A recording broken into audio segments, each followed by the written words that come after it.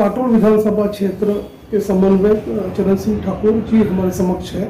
Sir, हम आपसे ये जानना चाहेंगे कि नरखेड़ के खड़की गाँव में जो किसान की इलेक्ट्रिक करंट से आज उनकी मृत्यु हो चुकी है, तो आप ये बताइए कि आप वहाँ गए, आपने खुद जायजा लिया, ये किस तरह से हादसा हुआ है, उस संदर्भ में आप बताइए।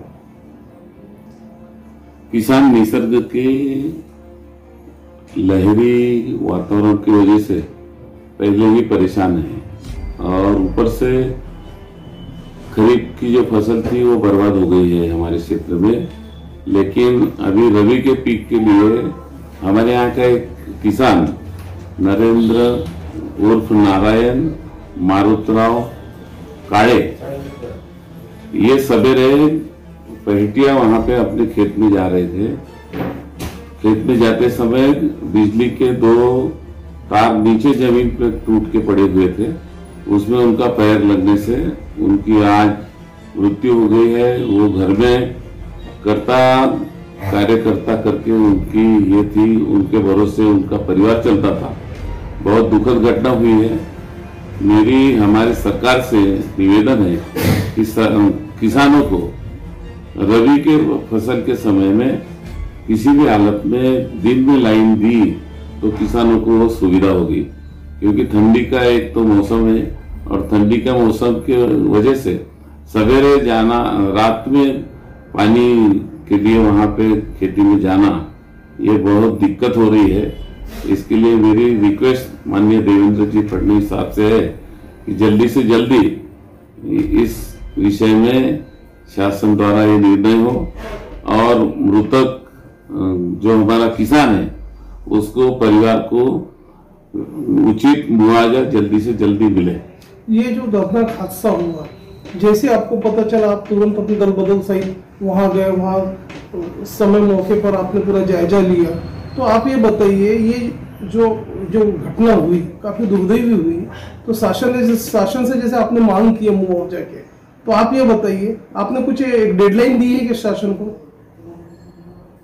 एमएससीबी के मुख्य अभियंता से मेरी बात हुई है, उन्होंने 2 दिन के अंदर में उनके परिवार को जो एमएससीबी दुर्घटना के बाद में जो मुआवजा देती है वो 4 लाख रुपए का मुआवजा जल्दी से वो देने वाले हैं। लेकिन इससे उसके परिवार का जो नुकसान हुआ है वो तो भर के नहीं निकल सकता, लेकिन मेरी सरकार से गुजारिश है कि उसको उचित मुआवजा मुख्यमंत्री निधि में से दिया जाए।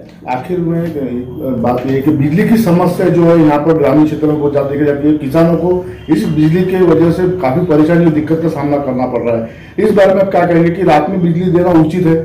ये सरकार हमारी संवेदनशील है, किसानों के हर समस्या के लिए वहां पे सरकार ने निर्णय लिया है। एक बिजली की जो समस्या है वो बहुत संवेदनशील विषय है और सभी वर्गों को सरकार को वहां पे देखना पड़ता है। लेकिन मेरी गुजारिश सरकार से यह है कि वो जल्द से जल्द इस विषय में कुछ तो भी निर्णय करके किसान को वहां पे इस दिक्कत से दूर करे। जी, जैसा कि देखा गया है काटोल क्षेत्र जो है यहाँ पे किसानों को हर तरह की समस्या से जूझना पड़ता है।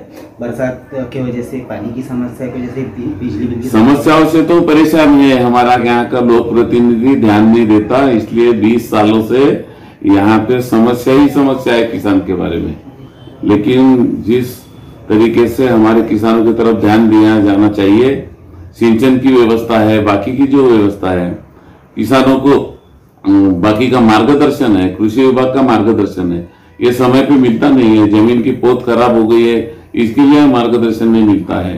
जो बीज है, बीज अच्छा नहीं मिलता है, उसके बारे में मार्गदर्शन नहीं होता है। उसके ऊपर में कुछ तो भी प्रतिबंध लगना चाहिए। लेकिन आमदार के उदासीनता के कारण हमारा किसान पिछले 20 सालों से परेशान है। किसानों ने हमेशा यह मांग की है कि उनको सोलर बिजली प्रदान की जाए, जबकि शासन उस तरफ उदासीन है और जो दिन में देना चाहिए न देकर रात में। नहीं, सोलर के लिए देवेंद्र फडणवीस साहब ने उचित कदम उठाया है और घोषणा भी जाहिर की है किसानों के लिए। उसके लिए भी थोड़ा इस प्रोजेक्ट को शुरू करने के लिए कुछ समय लगता है, लेकिन किसानों ने भी अच्छा प्रतिसाद दिया है। जल्दी ही इस समस्या में से हल निकलेगा, इसके लिए मैं अपने सरकार के प्रति आशावाद हूं। भविष्य में इस तरह की दुर्दैवी घटना न हो, इसकी पुनरावृत्ति न हो, इसके लिए शासन से कारगर कदम उठाने के लिए आप क्या अपील करेंगे?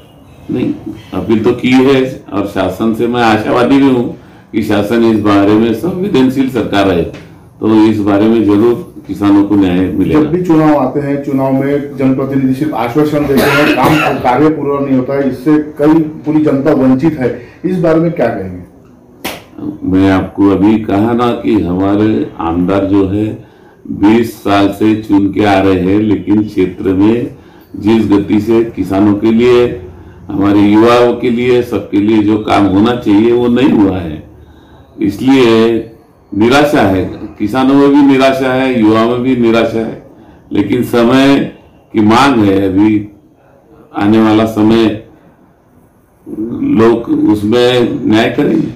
काटोल क्षेत्र के कद्दावर नेता चरण सिंह ठाकुर जी हमारे समक्ष है। सर, जैसे कि आपने बताया कि इस तरह के जब हादसे होते हैं आप सरकार को जगाने का काम करते हैं, और इस तरह के हादसे न हो उसके बारे में भी आपने हमेशा अलर्ट व अलार्म मोड पे रखा हुआ है सरकार को। अलग समस्या है हमारे यहाँ पे। किसानों को अभी पंतप्रधान आवास योजना के घरकुल योजना मंजूर हुए है, लेकिन रेती नहीं मिलती। 45,000 रुपए का ट्रक उनको वहां पे लेना पड़ता है। शासन ने निर्णय जाहिर किया है, लेकिन जिलाधिकारी की उदासीनता से यहाँ पे गरीबों को वहां पे रेती नहीं मिलती। ये अच्छी बात नहीं है। गरीब बहुत परेशान है, वो अपना घर कैसा बांधेगा? इसके लिए जिलाधिकारी ने वहां पे डेपो खोलना चाहिए, और उनको निवेदन देने के बाद भी वो बोलते हैं कि डेपो खुल जाएगा, काटोल में खुल जाएगा, लेकिन अभी तक के कोई खुला नहीं है। 1,000 1,500 यहाँ पे मेरे लाभार्थी जो है, गरीब लाभार्थी, वो परेशान हो गए हैं। वहां पे रेती नहीं मिलने से घर नहीं बांध सक रहे।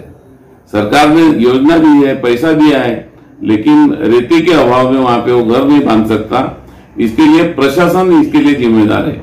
प्रशासन ने इस ओर ध्यान देना चाहिए। चोरी की रेती जो आती है वो 45,000 रुपए का ट्रक यहाँ पे आती है, तो वो चोरी की रेती कैसी आती है? इस ओर प्रशासन ने ध्यान देना चाहिए। इसके तरफ ध्यान नहीं दिया जाता, इसलिए हमारे गरीबों में निराशा का वातावरण है।